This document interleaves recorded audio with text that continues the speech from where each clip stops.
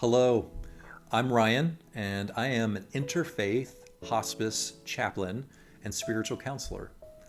When I was 25 years old, I had recently graduated from seminary, and I began pastoring my first church. It was out in the Texas Hill Country. It was a small community church. Early on in my ministry, I received a phone call midday that one of the men who was preparing the church for our Good Friday service had rolled his tractor down into the San Gabriel River, and his wife and children had found the tractor tire sticking out of the water.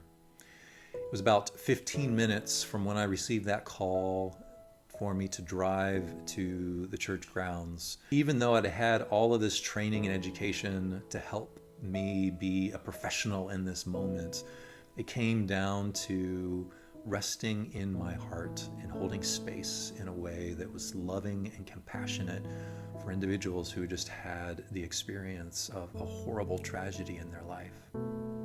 That was on Friday.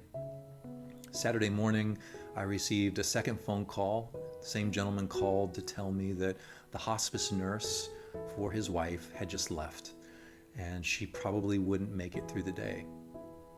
So again, I got into my car and I drove about 35 minutes to their ranch.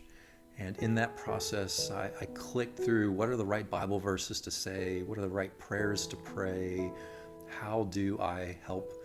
And all that there was to do was to be compassionate, to listen from the heart, and to speak from the heart. I was there for a little while, sitting next to this beautiful soul, holding her hand and reading the Psalms as the family had requested, as she took her last breath.